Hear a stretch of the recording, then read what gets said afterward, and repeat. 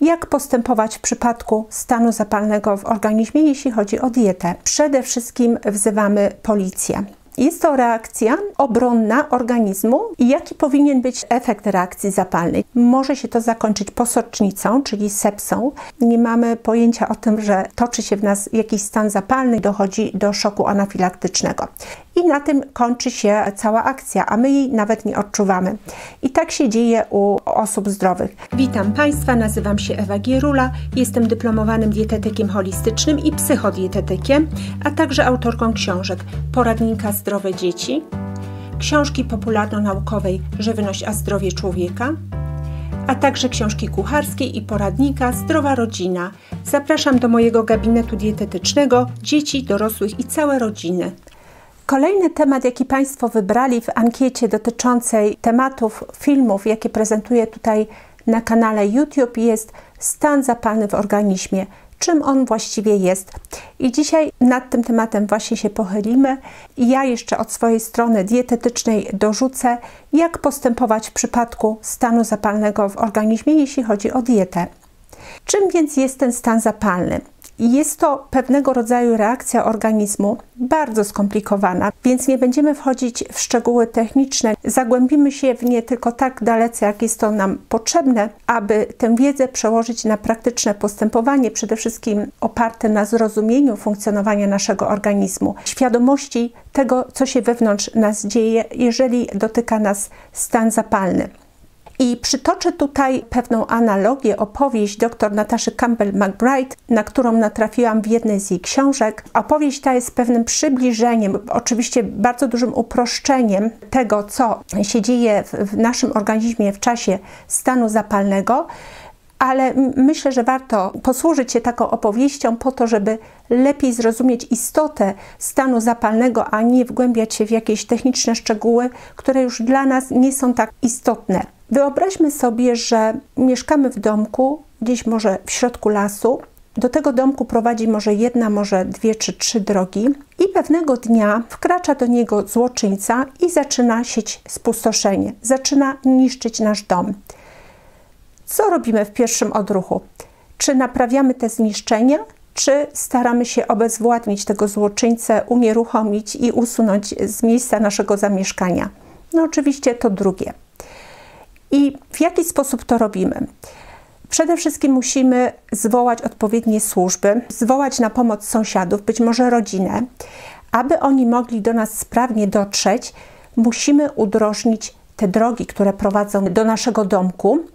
Musimy je trochę poszerzyć i być może nawet zrobić jakieś skrótowe przejścia, takie wyjścia z tych głównych dróg na skróty, żeby ta odsiecz mogła sprawnie, jak najszybciej dotrzeć do tego naszego odludnego może trochę miejsca, do którego trudno normalnie dotrzeć, aby ułatwić przybycie tej pomocy. No i oczywiście przede wszystkim wzywamy policję.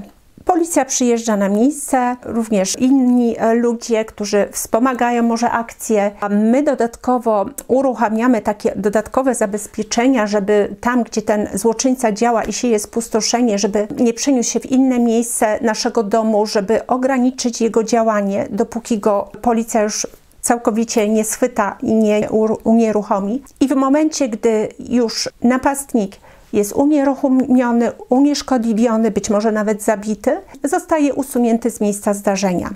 I wtedy przychodzi czas na naprawę tych zniszczeń. Tych zniszczeń może być bardzo dużo i mogą one wynikać nie tylko z działań napastnika, ale również z naszych działań w celu obrony naszego terytorium. No i teraz przełóżmy to na organizm.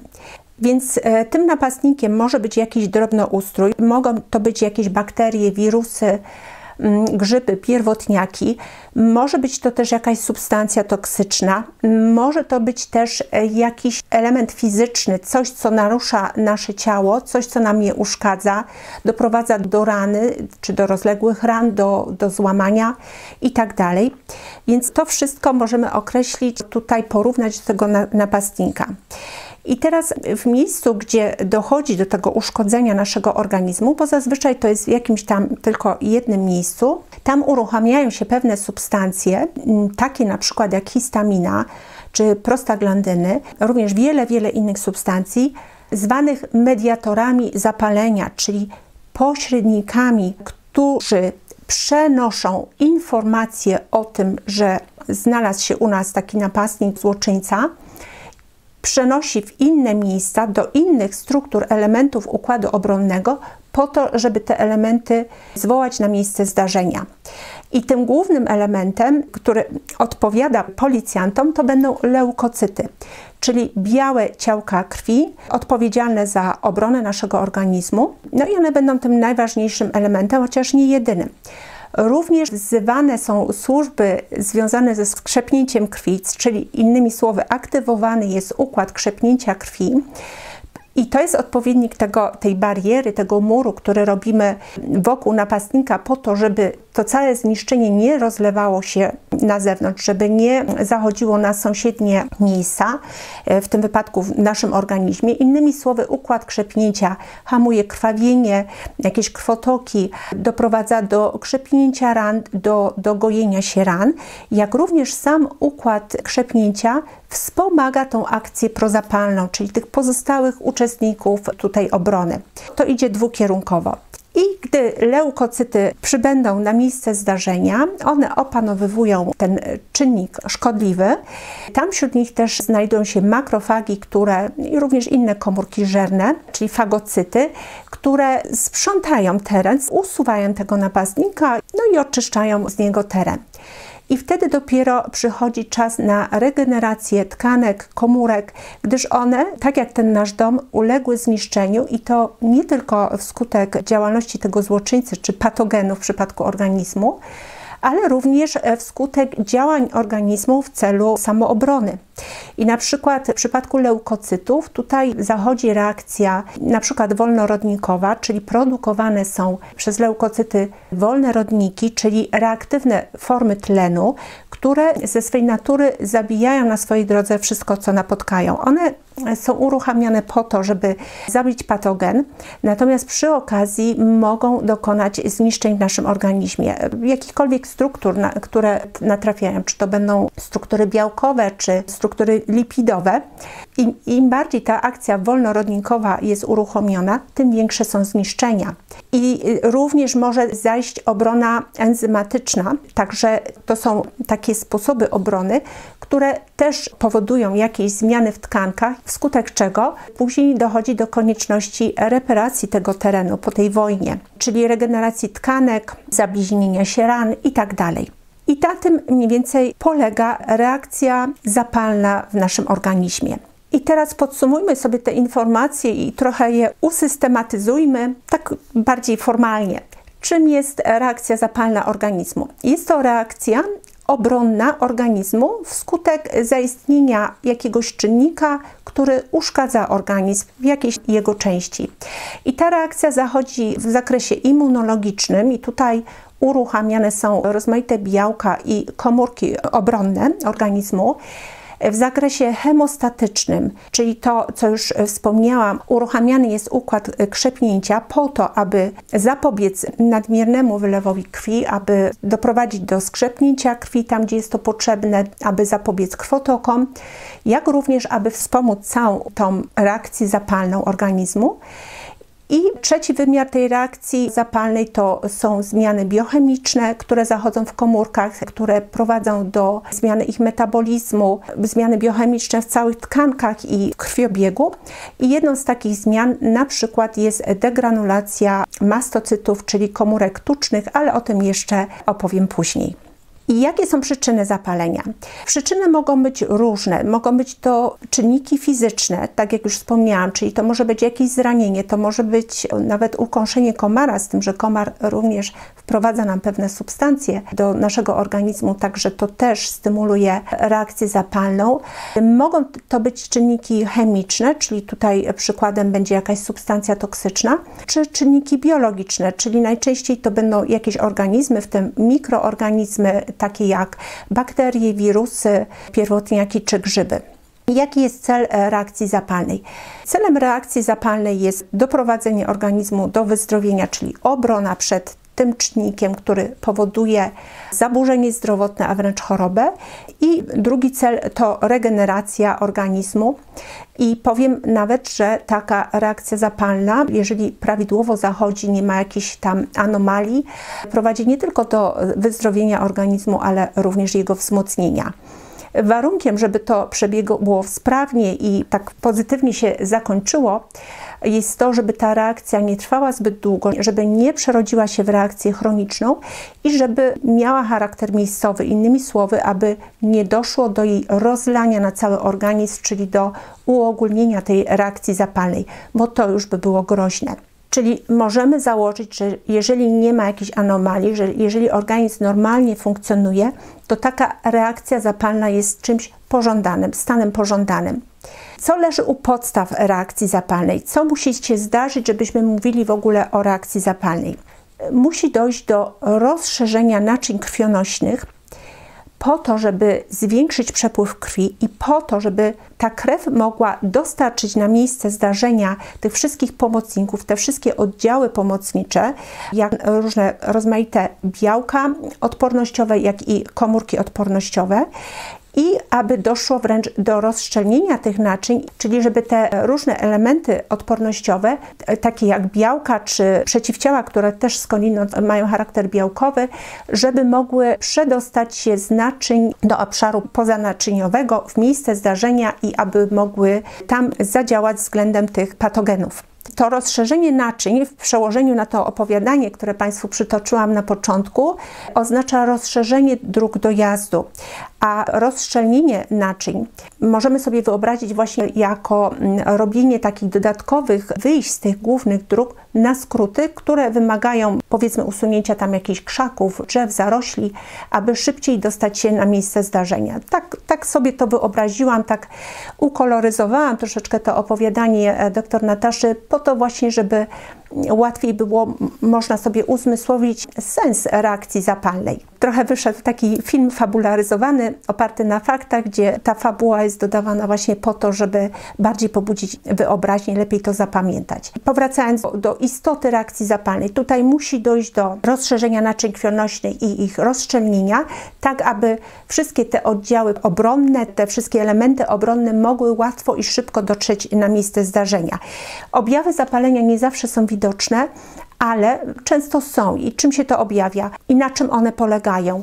Przede wszystkim dochodzi tam w tym miejscu, gdzie mamy tą reakcję zapalną, powiedzmy skaleczyliśmy się w ręce, czy ugryzł nas komar, dochodzi tam do opuchnięcia tego rejonu, przekrwienia, podrażnione są tam zakończenia nerwowe, w związku z czym odczuwamy swędzenie bądź wręcz ból i może być miejscowo też podniesiona ciepłota ciała w tym miejscu, można to odczuć.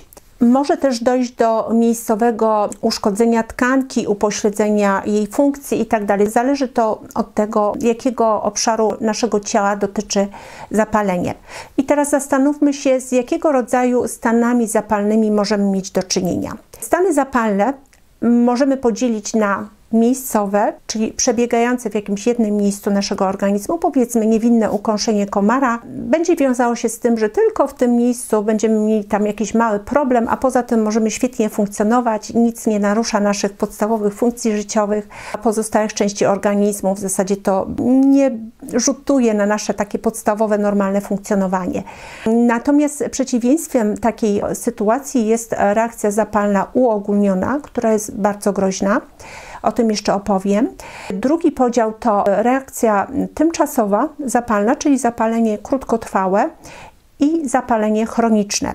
To pierwsze jest jak najbardziej wskazane, jest właściwe, natomiast chroniczny stan zapalny jest już czymś niewłaściwym, bardzo nam zaburza funkcje życiowe, powoduje choroby, jest podłożem wielu chorób, no i stwarza wiele problemów. I istnieje jeszcze trzeci podział, mianowicie reakcje zapalne swoiste i nieswoiste.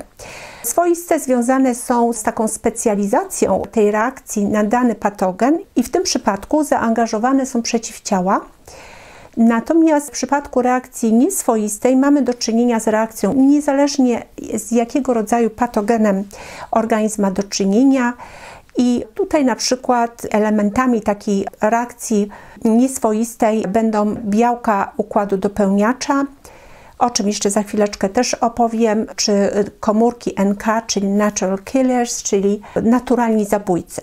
I teraz parę słów o uogólnionej reakcji zapalnej. Kiedy do niej dochodzi? U jej podstaw leży działalność mediatorów zapalenia, czyli tych substancji, które przenoszą informacje z miejsca zdarzenia, czyli tam, gdzie zostało uszkodzone, czy w jakiś sposób naruszone ciało, czy jego funkcjonowanie. I ta informacja idzie do innych części ciała, które nie były dotknięte tym czynnikiem, a mimo wszystko ta informacja jest przekazywana. Kiedy się tak dzieje? Dzieje się tak wtedy, kiedy ten stan zapalny, ten atak odbywa się w miejscu bardzo ważnym dla organizmu, czyli w jakimś takim bardzo ważnym ze względu na swoje funkcje organie, narządzie w organizmie. I jeżeli ten czynnik działa długotrwale, jest bardzo silny i jeżeli właśnie zaczynają działać te mediatory, wówczas może dojść do bardzo poważnej, rozlanej reakcji ogólnoustrojowej, która może skończyć się niewydolnością wielu innych układów i narządów. Jest to więc bardzo groźna sytuacja. I jaki powinien być tak naprawdę efekt reakcji zapalnej? Tak naprawdę powinno tym efektem być wyzdrowienie. I tak się dzieje, tak jak już wspomniałam, w przypadku reakcji niechronicznych, relatywnie krótkotrwałych, o charakterze miejscowym. Natomiast jeżeli dochodzi do tego stanu reakcji uogólnionej, może się to zakończyć posocznicą, czyli sepsą, która z kolei może prowadzić do niewydolności wielonarządowej, bardzo, bardzo groźnego stanu. Na czym polega niewydolność wielonarządowa? Dochodzi do niej wtedy, kiedy co najmniej dwa obszary o strategicznym znaczeniu dla organizmu stają się niewydolne i są to takie obszary jak centralny układ nerwowy, układ krążenia, układ oddechowy, bądź narządy takie jak wątroba czy nerki. I z tych 5 elementów, jeżeli przynajmniej 2 są niewydolne, to mamy do czynienia z niewydolnością wielonarządową organizmu i człowieka w takim stanie ratuje się na oddziale intensywnej terapii. Muszą być uruchomione procedury medyczne mające na celu podtrzymanie jego funkcji życiowych, no i niestety często kończy się to śmiercią, więc jest to bardzo groźny stan. Tak jak wspomniałam na początku filmu, temat stanu zapalnego jest bardzo skomplikowany i obszerny, dlatego będę dzisiaj mówić o różnych sytuacjach, które są związane ze stanem zapalnym i pozornie są to zupełnie odmienne sytuacje. Przed chwilą opowiedziałam Państwu o takiej chyba najgroźniejszej sytuacji, takim efekcie, którego byśmy nie chcieli. Natomiast może być też taka sytuacja, gdzie w ogóle niczego nie odczuwamy. Nie mamy pojęcia o tym, że toczy się w nas jakiś stan zapalny, nie odczuwamy jakiegoś bólu, obrzęku, przekrwienia, nic takiego nie występuje. I jak w związku z tym możemy stwierdzić, że mamy jakiś stan zapalny? Bo jakieś tam objawy mogą być, których w ogóle nie będziemy z tym stanem kojarzyć. Więc w tym celu robi się badania laboratoryjne, aby zbadać biomarkery stanu zapalnego. I jakie to mogą być biomarkery? Podam dzisiaj przykłady i zacznę od tych najbardziej oczywistych, tych najbardziej takich pierwszych, podstawowych, a mianowicie będą to biomarkery komórkowe, takie jak leukocyty, czyli te białe ciałka krwi. Ich wzrost może świadczyć właśnie o toczącym się stanie zapalnym w organizmie.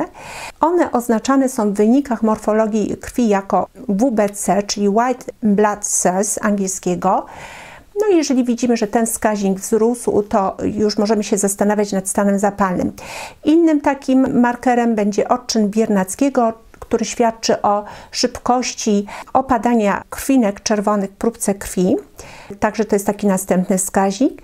Mamy też wskaźniki z zakresu reakcji humoralnej i tutaj będziemy badać obecność pewnych białek o charakterze prozapalnym typu rozmaitego rodzaju cytokiny, czy białka fazy ostrej, takie jak białko CRP. To jest bardzo ważny, taki popularny wskaźnik zapalenia. To też pochodzi z języka angielskiego C-reactive protein, czyli białko reaktywne typu C.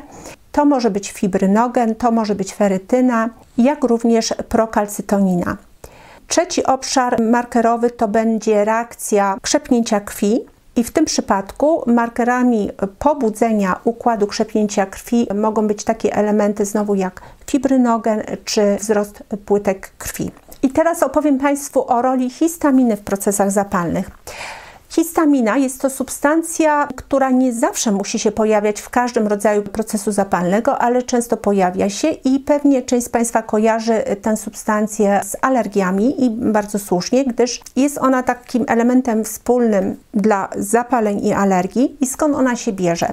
Histamina uwalniana jest z komórek tucznych, czyli z mastocytów, które rozsiane są po całym naszym organizmie i umiejscowione są w tkankach stałych, a najwięcej jest ich w drogach oddechowych oraz w jelitach. Mastocyty, czyli komórki tuczne, składają się z granulek, tak jakby torebeczek, w których znajdują się różne substancje prozapalne, które są mediatorami zapalenia i wśród nich jest histamina. Histamina jest najlepiej zbadana, poznana i wydaje się, że pełni taką wiodącą rolę w niektórych rodzajach zapaleń i w alergii. I w momencie, gdy taka komórka tuczna zetknie się z patogenem, z czynnikiem uszkadzającym organizm, ona się degranuluje, czyli ulega degranulacji, czyli innymi słowy otwierają się te torebeczki i wypuszczane są do krwiobiegu substancje w nich zawarte i wśród nich histamina. I co ta histamina robi? Histamina rozszerza nam naczynia krwionośne i zwiększa ich przepuszczalność, tak jak już mówiłam, po to, żeby ułatwić przebieg reakcji zapalnej, czyli ona leży u podstaw tego procesu, który nazywamy zapaleniem. I co jeszcze robi histamina? Histamina jest bardzo ważnym elementem w usuwaniu pasożytów z naszego organizmu. To jest taka ciekawostka, bardzo ważna rzecz w zasadzie. I w jaki sposób ona działa? Histamina powoduje skurcz mięśni gładkich. Jeżeli do takiego skurczu dojdzie w jelitach, to wtedy mamy do czynienia z biegunką. I tak rzeczywiście czasami jest, jeżeli organizm chce się pozbyć pasożytów, stwierdzi, że one mu są niepotrzebne, co może się wydawać niektórym z Państwa dziwne, jak pasożyty mogą być potrzebne, ale tutaj odsyłam do mojego poprzedniego filmu, jaka jest rola pasożytów i kiedy organizm zaprasza pasożyty, utrzymuje je w jakimś sensie w środku. Natomiast jeżeli ich nie potrzebuje, to poprzez wydzielenie histaminy doprowadza do biegunki i usunięcia tych pasożytów, ale to nie wszystko. Sama histamina bezpośrednio na pasożyty działa w ten sposób, że zmniejsza ich przyczepność do ścianek i to jest na poziomie jelit, jak również działa na poziomie krwiobiegu, gdzie znajdują się różne formy pośrednie pasożytów w całym ich cyklu rozwojowym, na przykład larwy. One sobie krążą, te formy, po naszym organizmie we krwi i docierają do rozmaitych narządów i w momencie, jak jest histamina, ona rozszerza, tak jak mówiłam, naczynia krwionośne i je rozszczelnia i dzięki temu łatwiej w to miejsce, gdzie mamy te elementy pasożytnicze, docierają makrofagi, czyli takie komórki, które pożerają te elementy wrogie, otaczają je, wchłaniają i unicestwiają. Więc widzimy, jak organizm może doskonale sobie radzić z pasożytami, jeżeli tylko jest w pełni sprawny. Co jeszcze robi histamina? Tak jak mówiłam, ona powoduje skurcz mięśni gładkich, które występują nie tylko w jelitach. Występują one jeszcze na przykład w drogach oddechowych i jeżeli tam dojdzie pod wpływem histaminy do skurczu mięśni gładkich, to mamy do czynienia z kaszlem, czasami z obrzękiem krtani, z dusznością, więc tutaj mamy różne reakcje organizmu. Może pojawić się jedynie kaszel, może się pojawić jakiś bardziej poważny stan w postaci duszności, ale to wszystko wiąże się z oczyszczaniem organizmu, więc miejmy zawsze to na uwadze, że gdzieś tam jest to reakcja pożądana. Jeżeli pod wpływem histaminy skurczą się nasze mięśnie gładkie w żołądku, to dojdzie do wymiotów, czyli również do oczyszczania się organizmu. No jeżeli skurczą się mięśnie gładkie pęcherza moczowego, to oddamy wtedy mocz. Także widać tutaj szeroki udział histaminy w procesie reakcji obronnej na czynnik, który nam może zaszkodzić. I tak jeszcze wrócę do przykładu ugryzienia po komara. Tutaj też działa degranulacja komórek tucznych i działanie histaminy. W momencie, gdy nas komar ugryzie, dochodzi właśnie do takiej reakcji, wskutek czego widzimy grudkę, czyli nabrzmiałą tkankę. Dochodzi tam do zaczerwienienia, przekrwienia i zaczyna nas to miejsce swędzić, jeżeli nie boleć. I bardzo ważna taka rzecz, jak to się przekłada na życie praktyczne. Jeżeli komar ugryzie człowieka, który dobrze funkcjonuje, ma sprawny układ immunologiczny i ma po prostu silny organizm, wówczas taki bąbelek nie jest duży i bardzo szybko przechodzi, czyli ten ślad po ugryzieniu komara relatywnie szybko przechodzi. Natomiast jeżeli człowiek, którego ugryzie komar, ma tendencję do alergii, ma skłonność do atopii, czyli występowania przeciwciał IgE, bo z tym wiąże się atopia i alergia w tym swoim podstawowym wydaniu związanym z przeciwciałami IgE, to wówczas te ugryzienia po komarach czy innych insektach mają tendencję do dłuższego trwania i są bardziej dotkliwe. Te grudki po ugryzieniu, ślady po ukąszeniu są większe. Dlatego ja zahaczam w moim wywiadzie wstępnym, w którym zadaję pacjentowi mnóstwo pytań z różnych obszarów jego zdrowia. Między innymi zadaję pytanie na temat reakcji organizmu na ugryzienia owadów. I jak długo pozostają ślady, czy są to rozległe bąble, czy grudki, czy trwa to długo. I to też już daje mi pewną informację o stanie organizmu pacjenta. I teraz odpowiedzmy sobie na pytanie, co ma wspólnego stan zapalny z reakcją alergiczną organizmu. Otóż reakcja alergiczna organizmu jest jedną z odmian stanu zapalnego. Innymi słowy, nie każdy stan zapalny oznacza reakcję alergiczną. Z reakcją alergiczną mamy do czynienia wtedy, kiedy pojawiają się przeciwciała IgE. I jak to się dzieje? Mianowicie pod wpływem pojawienia się jakiegoś antygenu limfocyty B wytwarzają przeciwciała IgE, które z kolei osadzają się na powierzchni komórek tucznych, tych mastocytów, które zawierają w sobie histaminę. I w momencie, gdy w okolicy tego przeciwciała IgE pojawi się patogen, względem którego to przeciwciało jest wyspecjalizowane, dochodzi do połączenia przeciwciała IgE z patogenem, w wyniku czego dochodzi do degranulacji mastocytu, czyli komórki tucznej, i w rezultacie z komórki uwalnia się kilka substancji, jeżeli nie kilkanaście, i wśród nich histamina. I to doprowadza do reakcji prozapalnej na tej zasadzie, że, tak jak już wspomniałam, histamina powoduje rozszerzenie naczyń krwionośnych i ich rozszczelnienie, co objawia się w postaci zaczerwienienia, jeżeli to jest skóra, wysypki. Jeżeli to jest układ oddechowy, to może dojść do kaszlu, może dojść do łzawienia i tak dalej. Natomiast taka skrajna reakcja alergiczna powiązana z reakcją zapalną to jest szok anafilaktyczny, czyli sytuacja, kiedy te naczynia tak bardzo się rozszerzą i jest to tak rozległy już proces naczynia krwionośne pod wpływem histaminy, że gwałtownie spada ciśnienie krwi u człowieka i wtedy właśnie dochodzi do szoku anafilaktycznego. To jest stan niebezpieczny, wymaga reakcji medycznej i najlepiej, żeby do czegoś takiego nie dochodziło. Natomiast możemy mieć też reakcje zapalne bez reakcji alergicznych, czyli bez udziału przeciwciał IgE, a przynajmniej bez ich udziału w roli głównej. Tam będą inne przeciwciała i tam co innego niż histamina doprowadzi do rozszerzenia naczyń krwionośnych i ich rozszczelnienia. A mianowicie elementami, które indukują taką sytuację, będą kompleksy immunologiczne przeciwciało antygen, gdzie w tych kompleksach już nie będziemy mieli IgE, ale IgG bądź IgM na przykład. I jeżeli dochodzi do takiego kompleksu, te kompleksy zaczynają krążyć po naszej krwi i zaczynają się osadzać w naszych naczyniach krwionośnych, gdyż makrofagi nie nadążają z ich usuwaniem, wtedy dochodzi do uruchamiania białek dopełniacza. Co to są te białka dopełniacza? Ja już o nich dzisiaj wspomniałam. Jest to około 30 białek, które znajdują się w osoczu naszej krwi i zostają aktywowane właśnie w procesie zapalnym. I tutaj pod wpływem tych kompleksów immunologicznych zostają aktywowane białka dopełniacza. Białka te zwalczają patogeny i wspomagają cały proces zapalny w przebiegu. Więc te białka dopełniacza w tym wypadku, gdy nie mamy IgE i histaminy, one to właśnie rozszerzają nam naczynia krwionośne i powodują ich rozszczelnienie, czyli znowu dochodzi do reakcji zapalnej.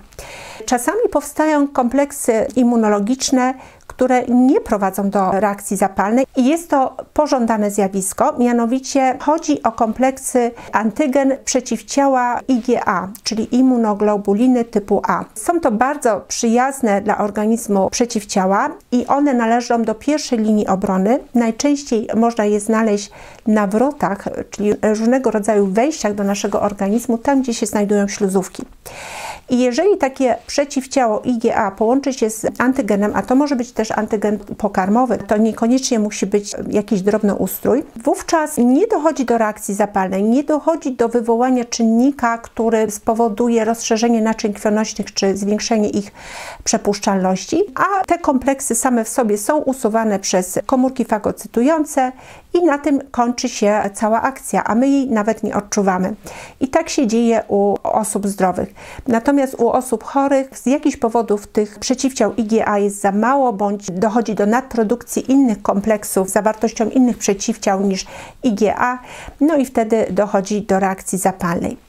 I taka nietolerancja pokarmowa właśnie może być związana z tego typu reakcją, dlatego że, tak jak już wspomniałam, tym antygenem może być element pochodzący z pożywienia, które połykamy i który przedostał się do krwiobiegu. Warto tutaj jeszcze wspomnieć w ogóle o chorobach w kontekście reakcji zapalnych.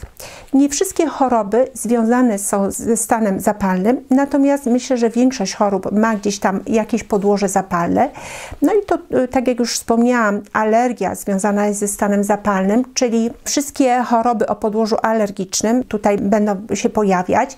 Będą to choroby z nietolerancji pokarmowej, czyli związane z krążeniem tych kompleksów immunologicznych po naszym krwiobiegu. I to jest cały katalog chorób różnych dolegliwości. Mówi się, że praktycznie większość dolegliwości i chorób, czy bardzo duża część ma podłoże nietolerancji pokarmowej, pomimo że nie jest reakcją alergiczną. I również takie choroby jak choroby z autoimmunagresji. Tutaj też jest szeroki katalog. Może być to na przykład reumatoidalne zapalenie stawów, czy stwardnienie rozsiane. W ogóle choroby neurologiczne też najczęściej mają podłoże zapalne. Mogą to być choroby neurodegeneracyjne, takie jak choroba Alzheimera czy choroba Parkinsona. Będzie to na przykład również wirusowe zapalenie wątroby, też jest związane ze stanem zapalnym, czy angina, czy choroby jelit o podłożu zapalnym, takie jak choroba Leśniewskiego Krona, czy wrzodziejące zapalenie jelita grubego i tak dalej. Także tego jest bardzo dużo. No dobrze, a teraz zastanówmy się, co ma wspólnego ze stanem zapalnym gorączka. Wydawałoby się, że sama w sobie gorączka jest stanem zapalnym, bo tak nam się to kojarzy, stan zapalny, zapalenie, podwyższenie temperatury, ogień. Natomiast niekoniecznie tak musi być, że gorączka jest związana ze stanem zapalnym. Najczęściej jest, ale nie zawsze. Gorączka, która nie związana jest ze stanem zapalnym, może wynikać na przykład ze zwiększonego wysiłku fizycznego, z jakiegoś stresu, czy nawet w czasie ciąży może pojawić się tego typu gorączka. Natomiast jeżeli gorączka pojawia się w związku ze stanem zapalnym, to jest to tylko dodatkowa reakcja organizmu na stan zapalny, związana z celem usunięcia czynnika szkodliwego. I gorączka ma charakter zawsze uogólniony, jest bardzo niespecyficzna i niezależnie od tego, czy sam stan zapalny ma charakter miejscowy czy uogólniony. Czyli innymi słowy, nie każdy stan zapalny związany jest z gorączką i nie każda gorączka oznacza stan zapalny. Ona jemu bardzo często towarzyszy, ale ma zawsze charakter uogólniony, podczas gdy stan zapalny niekoniecznie. I tak naprawdę ta pożądana postać stanu zapalnego prawidłowo przebiegającego nie będzie miała charakteru uogólnionego. Dlaczego gorączka powstaje? Jak w ogóle do tego dochodzi? Otóż w mózgu, konkretnie w podzgórzu, mamy taki termoregulator, który reaguje na potrzebę podwyższenia temperatury w naszym organizmie i ewentualnie obniżenia jej, jeżeli już jest za wysoka. Tam mamy po prostu pewne termoreceptory, które reagują na to, co się dzieje. Czasami niestety ten termoregulator zawodzi, ale o tym za chwilę. Generalnie gorączka powstaje wtedy, jak to ujął jeden z lekarzy w pewnym artykule, który też pewnie podam Państwu w materiałach źródłowych do dzisiejszego spotkania, w opisie do filmu. Więc ten lekarz stwierdził, że gorączka jest nie tyle odpowiedzią na zagrożenie w organizmie, co decyzją organizmu, że takie zagrożenie wystąpiło. Innymi słowy, gorączka czasami pojawia się wtedy, kiedy tego zagrożenia nie ma, a organizm z jakichś względów uznał, że to zagrożenie jest. Nie wiem, na ile to jest prawdą, bo w przyrodzie nic nie dzieje się bez przyczyny, ale być może, że dochodzi czasami do takiego rozregulowania organizmu w naszych dzisiejszych czasach, w dobie naszej cywilizacji, gdzie dzieje się wiele różnych dziwnych rzeczy z naszymi organizmami, które nie występowały w przeszłości, że być może, że właśnie zachodzi czasami taka sytuacja, że gorączka pojawia się tak jakby z rozpędu i niekoniecznie oznacza występowanie czynnika patologicznego w organizmie. I jaki jest cel gorączki? Organizm podwyższa swoją temperaturę po to, aby ograniczyć namnażanie się niektórych patogenów, mikroorganizmów. Gorączka utrudnia ich namnażanie się, jak również czasami może doprowadzić wręcz do ich zabicia. I gorączka też wspomaga układ odpornościowy w reakcji w ten sposób, że zwiększa produkcję limfocytów i przeciwciał i szacuje się, że jest to zwiększenie na 1 stopień gorączki, zwiększenie produkcji tych elementów obronnych o 10%. Gorączka również powoduje, że do tych patogenów, mikroorganizmów słabiej dociera żelazo i inne substancje, które je odżywiają. Żelazo jest czymś, co żywi bakterie i tutaj w stanie gorączkowym ten dopływ żelaza do patogenów jest ograniczony, więc to jest też pośrednio związane z tym, że gorączka ogranicza namnażanie się patogenów, a wręcz czasami niektóre zabija. Także jak widać, gorączka jest stanem bardzo pożądanym, z tym, że tak jak w ogóle w przypadku również reakcji zapalnej, i tutaj są pewne granice, dlatego że jeżeli dojdzie do nadmiernej gorączki, czyli takiej już patologicznej, czyli hipertermii, to będziemy mieli do czynienia z zagrożeniem dla naszego organizmu, dla wielu jego elementów, w szczególności elementów białkowych. Wiemy, że białko w wyższych temperaturach ulega zniszczeniu czy naruszeniu i wiemy również, że wiele struktur w naszym organizmie ma właśnie charakter białkowy. Tutaj też są zagrożone komórki nerwowe, czyli układ nerwowy i sam mózg. I w przypadku hipertermii dochodzi do tego, że ten nasz termoregulator w podzgórzu z jakichś względów przestaje działać. Normalnie zachodzi sprzężenie zwrotne polegające na tym, że jeżeli podnosi się już za bardzo nasza temperatura, to ten termoregulator sprawia, że ona zaczyna opadać. Natomiast tutaj to z jakichś powodów się wyłącza, zaczyna szwankować. I lekarze przyjmują, że tymi granicami hipertermii, przedziałem dla hipertermii jest gorączka rzędu 40-42 stopni Celsjusza. Są różne zdania na ten temat, tak ogólnie rzecz biorąc. Jedni twierdzą, że można jeszcze spokojnie tolerować gorączkę 40-stopniową, a tutaj lekarze jednak przed tym przestrzegają. Natomiast nie mnie to oceniać. Ważne jest, żebyśmy nie obawiali się gorączek niższych, takich pospolitych, bym powiedziała, bo tak jak starałam się wykazać, jest to zjawisko pożądane, które nam służy. I w związku z tym pytanie, kiedy wkraczać z lekami przeciwgorączkowymi w przypadku gorączki i lekami przeciwzapalnymi w przypadku zapalenia. Zresztą często te leki występują razem w tych samych tabletkach czy jakichś tam preparatach, więc kiedy należy tłumić tą reakcję gorączkową czy reakcję zapalną, która też, tak jak wykazałam dzisiaj, ma swoje uzasadnienie i tak naprawdę prowadzi do wyzdrowienia, a wręcz wzmocnienia organizmu, podobnie gorączka, z tym, że do pewnego momentu. I tutaj jest to wielką sztuką. W pewnym momencie jest to wielką sztuką i decyzję należy oddać lekarzowi i zawsze się skonsultować z lekarzem, z tym, że ważne, aby to był lekarz z dużym doświadczeniem i aby był to mądry i niezależnie myślący lekarz. Z naciskiem właśnie na te cechy lekarza powinien być to człowiek mądry, doświadczony i niezależny, dlatego że zarówno niepodanie tych leków, jak i zbyt szybkie podanie ich może zaszkodzić. W przypadku nadmiernej gorączki może dojść do tej niebezpiecznej hipertermii, natomiast w przypadku dużej, rozległej reakcji zapalnej, uogólnionej, tak jak już mówiłam, może dojść do posocznicy, czyli sepsy i w obydwu przypadkach oba te stany, czy hipertermia, czy posocznica, mogą doprowadzić do niewydolności wielonarządowej, co, jak już mówiłam, zagraża naszemu życiu.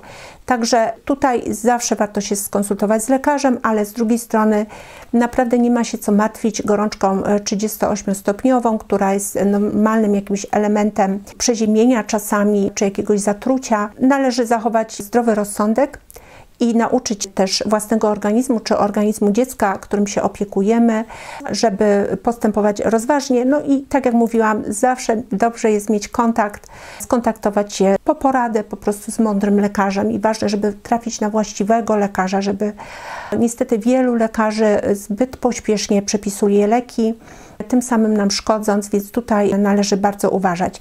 I jeżeli chodzi o gorączkę, były prowadzone badania na zwierzętach, które doznawały jakiejś infekcji i w przypadku, gdy ograniczano ich wzrost temperatury ich ciał, to zwiększało to ich śmiertelność i podobne obserwacje poczyniono wśród ludzi, którzy chorowali na grypę. Tutaj również podawanie środków przeciwgorączkowych wiązało się z gorszym rokowaniem, z większą wręcz śmiertelnością tych ludzi.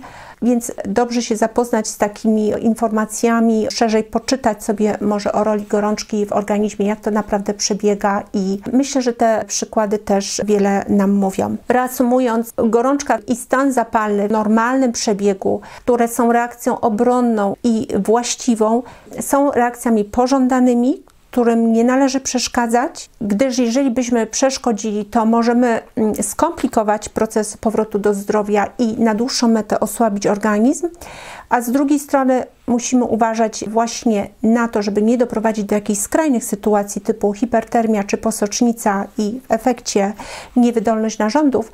Natomiast warto też mieć na uwadze, że takie stany są relatywnie rzadkie w porównaniu do tych przeciętnych gorączek i stanów zapalnych. Przejdźmy teraz do chyba najbardziej praktycznej części dzisiejszego tematu, czyli jak postępować dietetycznie w przypadku stanu zapalnego.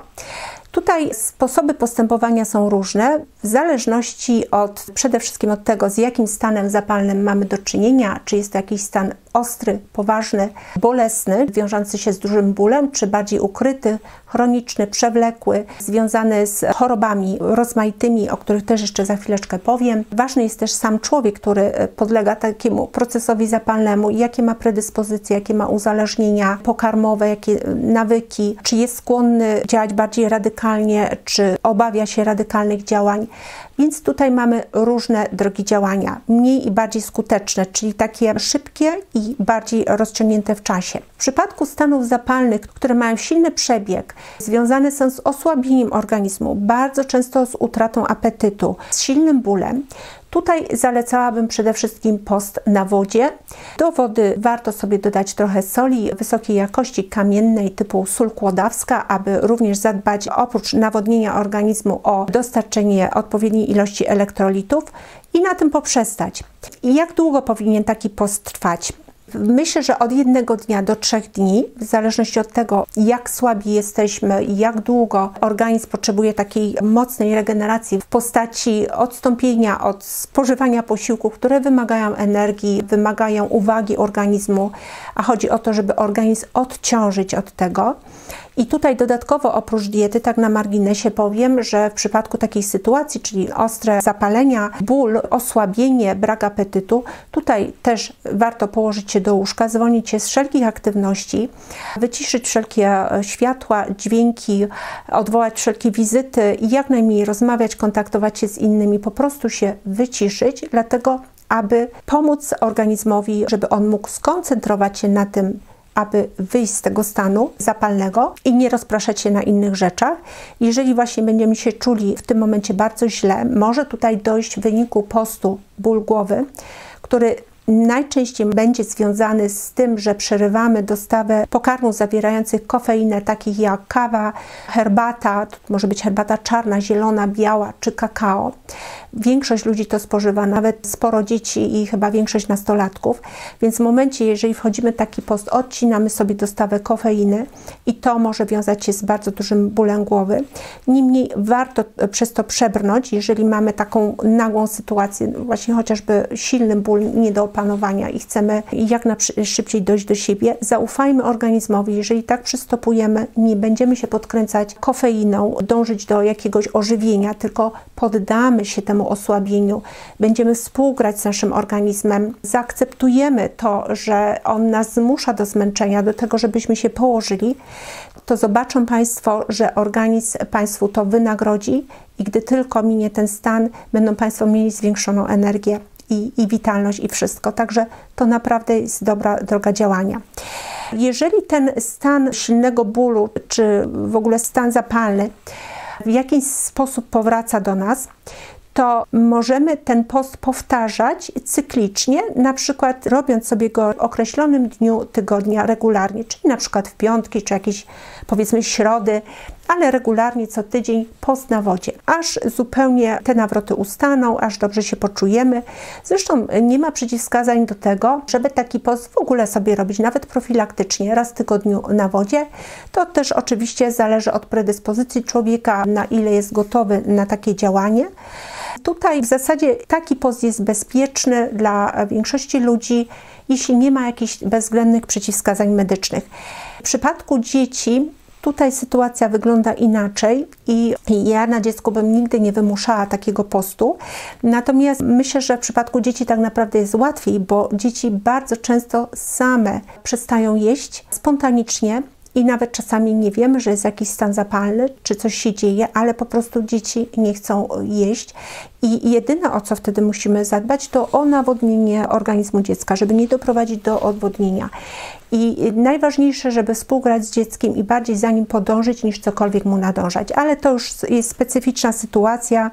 W zasadzie każde tutaj zalecenie, jakie Państwu przedstawię, począwszy od tego postu na wodzie, dobrze jest skonsultować już indywidualnie z doświadczonym dietetykiem. Oczywiście u mnie też jak najbardziej takich konsultacji udzielam, więc zapraszam tych, którzy chcieliby to skonsultować bardziej indywidualnie i czy to chodzi o dziecko, czy osobę dorosłą. Musielibyśmy też właśnie zastanowić się nad rodzajem choroby stanu zapalnego, predyspozycjami do przyjęcia takiej czy innej diety. Jeżeli ktoś absolutnie nie będzie w stanie nawet myśleć o tym, żeby odbyć post na wodzie, chociażby jednodniowy, to tutaj możemy sobie zastosować inny rodzaj postu, w którym już spożywamy jakieś kalorie, jakieś substancje odżywcze i będzie to post na diecie bezbłonnikowej, płynnej.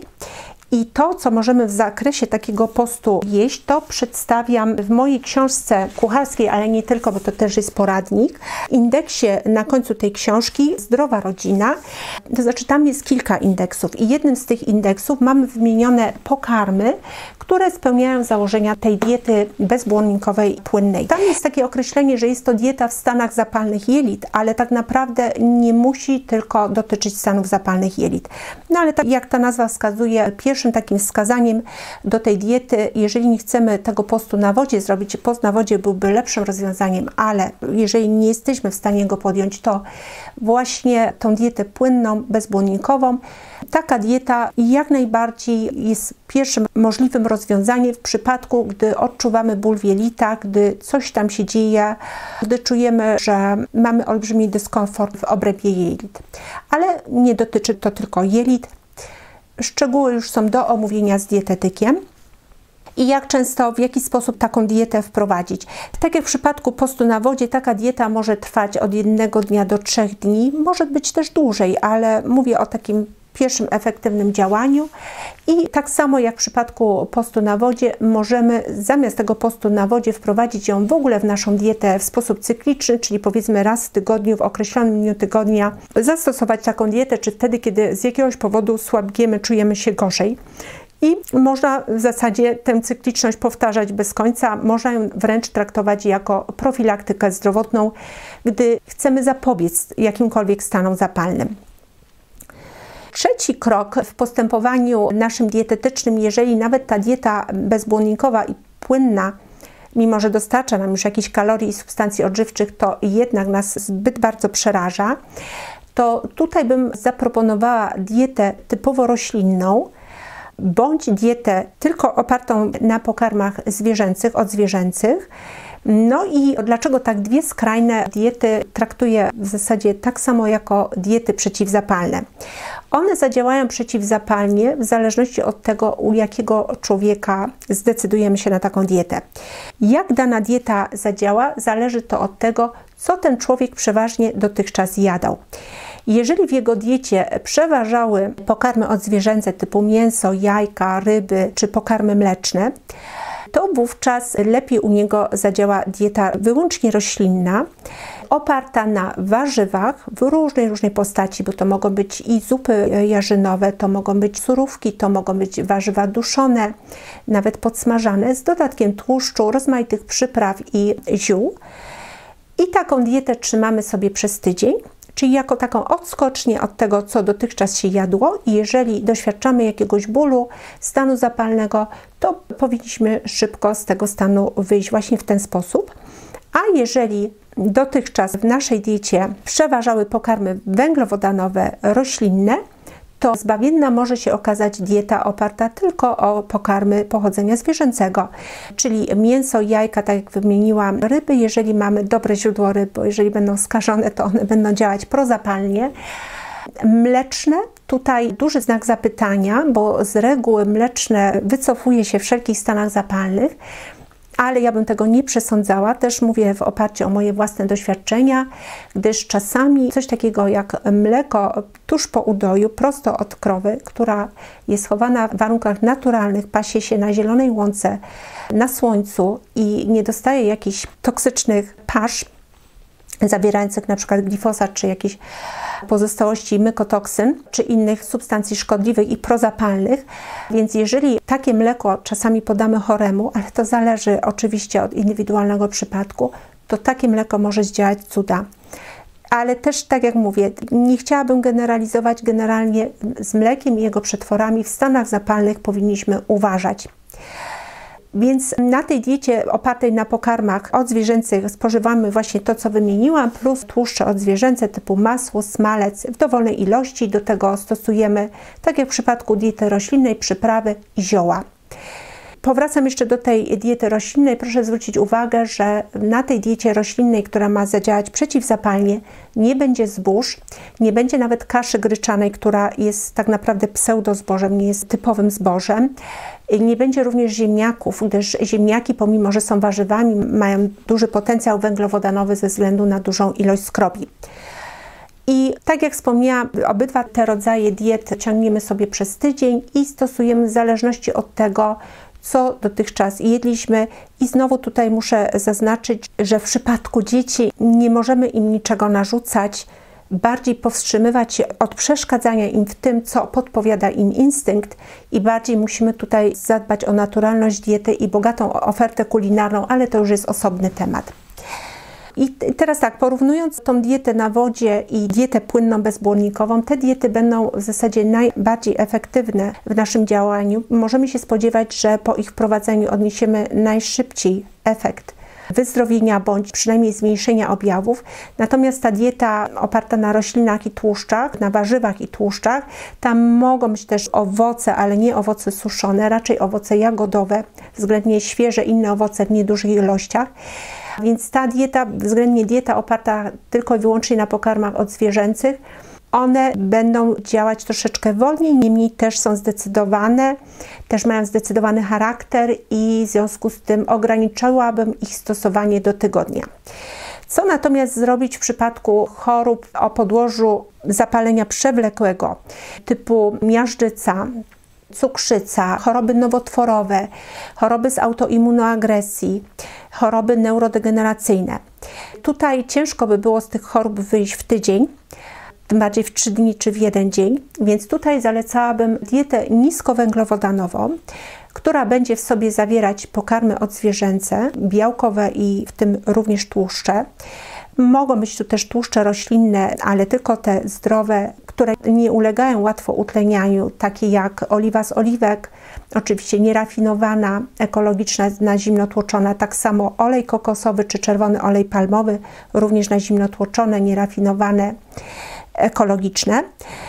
I do tego dochodzą węglowodany warzywne, w niewielkiej ilości owoce, ale świeże. Raczej owoców suszonych byśmy tu nie spożywali, co najwyżej jakieś pojedyncze jako dodatek do czegoś, czy malutka przekąska do czegoś tłustego typu 1 figa, 1 daktyl. To mogłoby być. Względnie owoce jagodowe byłyby najlepsze, względnie inne owoce typu jabłka, gruszki, pomarańcze, śliwki, ale w małych ilościach. No i tutaj głównie tym węglowodanem byłyby warzywa w różnej postaci, mogłyby do tego dojść również orzechy, ale to też wymaga pewnego nadzoru dietetycznego, bo czasami orzechy mogą zadziałać prozapalnie. Natomiast na tej diecie niskowęglowodanowej nie stosowalibyśmy już zbóż i również wyeliminowalibyśmy grykę i ziemniaki. I taką dietę proponowałabym utrzymać nawet do 2 lat. Z tym, że jest to już dieta, w której możemy pofantazjować, jak się troszeczkę zastanowimy nad tym, co możemy zjeść, jakie kompozycje pokarmowe możemy przyrządzić, to naprawdę dojdziemy do tego, że oferta będzie bardzo szeroka, bardzo atrakcyjna, pokarmy będą nam bardzo smakować. Tutaj też, jeżeli ktoś nie ma na tyle wyobraźni, żeby sobie wyobrazić, co można by było sobie z tych bazowych pokarmów przygotować, to odsyłam do mojej książki Zdrowa Rodzina i tutaj w zasadzie są, myślę, że cały komplet przepisów, które wyczerpią tą dietę i wystarczą nam, żeby sobie poradzić na tej diecie. No i ostatni taki element już dla tych najbardziej, powiedzmy, niezdecydowanych, wahających się, a z drugiej strony bym powiedziała element dietetyczny o charakterze dożywotnim, który zalecam wszystkim i już nawet niezależnie od tego, czy mają stany zapalne, czy nie, bo jeżeli nie mają, to mogą pomyśleć o profilaktyce.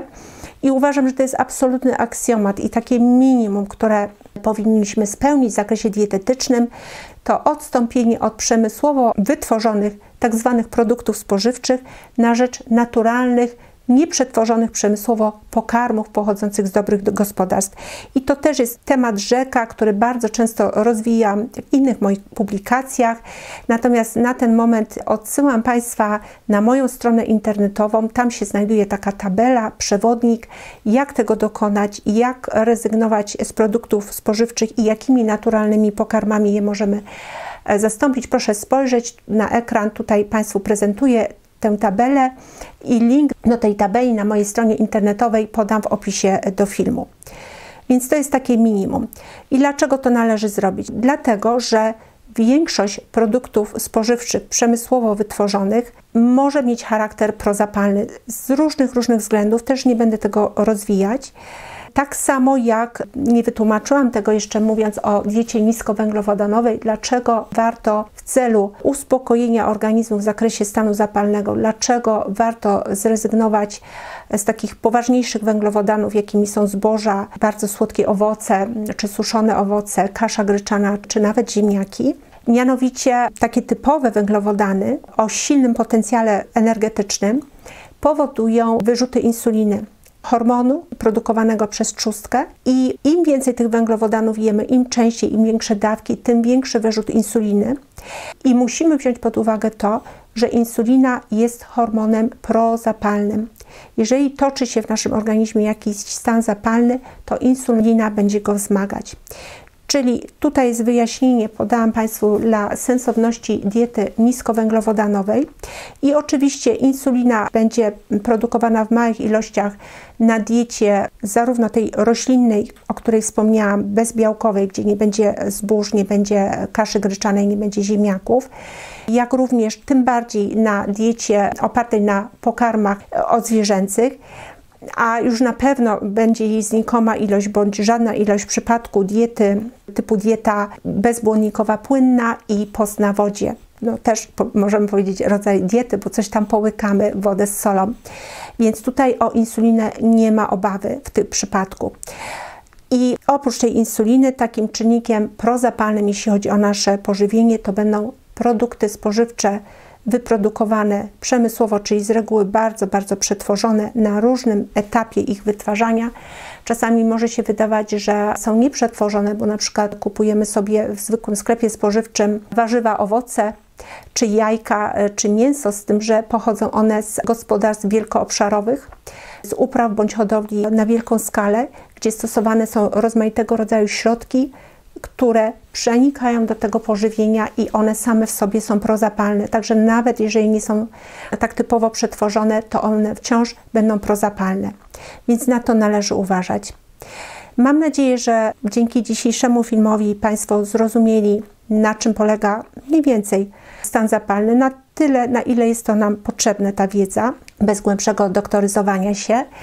i co ważniejsze, że wiedzą już Państwo, jak postępować w zakresie diety i w takim zakresie bardziej ogólnym, wstępnym, bo tak jak mówiłam, każdy przypadek wymagałby na pewno tam, gdzie mamy jakieś wątpliwości, konsultacji dietetycznej. No i że nawet bez tej konsultacji dietetycznej te ogólne wskazówki, chociażby wskazówka typu odejście od produktów spożywczych na rzecz naturalnych pokarmów, wysokoodżywczych pokarmów naturalnych, że przełoży się na Państwa zdrowie, na uniknięcie stanów zapalnych, na również wychodzenie z tych stanów zapalnych, czyli innymi słowy na wychodzenie z chorób i na uniknięcie chorób. Z naciskiem na to drugie, tego bym Państwu życzyła, żeby nigdy nie dochodziło do sytuacji, że musimy wychodzić z choroby czy z jakiegoś zaburzenia, a bardziej myślimy w kategoriach profilaktyki. Na dzisiaj to już wszystko. Dziękuję za uwagę. Tytułem postscriptum o tym, co umknęło mi w filmie, a myślę, że jest istotne. Otóż nie wspomniałam o jednym z ważniejszych wskaźników stanu zapalnego w organizmie, a mianowicie o cholesterolu, czyli czymś, co powszechnie kojarzy się ze sprawcą różnych problemów zdrowotnych, niesłusznie, gdyż cholesterol to jest substancja prozdrowotna, ochronna, o wielu ważnych funkcjach, która czasami podnosi się w naszym organizmie, gdy dzieje się coś złego, ale nie jest ona sprawcą tego. Jest niejako antidotum na zły stan zdrowia w pewnych sytuacjach. I kiedy możemy mówić o podniesionym cholesterolu?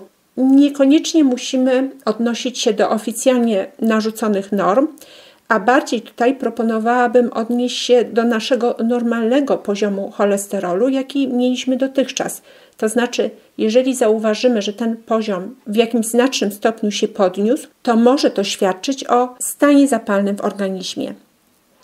I jeszcze jedna ważna kwestia. Wspominając o diecie opartej wyłącznie na pokarmach zwierzęcych, jako diecie tymczasowej, przeciwzapalnej, którą w pewnych sytuacjach możemy zalecić, zapomniałam wspomnieć o pewnym małym dodatku, który jest pochodzenia roślinnego, pewnym małym wyjątku w tym diecie, a mianowicie o sokach z kiszonek, które powinny pojawić się na takiej diecie i będą to na przykład woda z ogórków kiszonych, czy woda z kapusty kiszonej, czy też na przykład zakwas z buraków.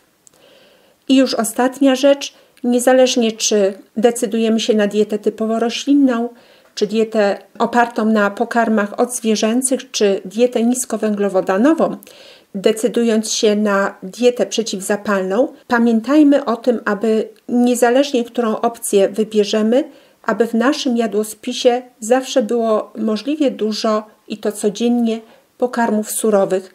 I tutaj Państwu dla przypomnienia przedstawiam planszę z propozycjami pokarmów surowych. I jak widać, nie są to jedynie warzywa i owoce, to również mogą być pokarmy odzwierzęce. Link do tej planszy znajdą Państwo również w opisie do filmu, więc można z tego skorzystać.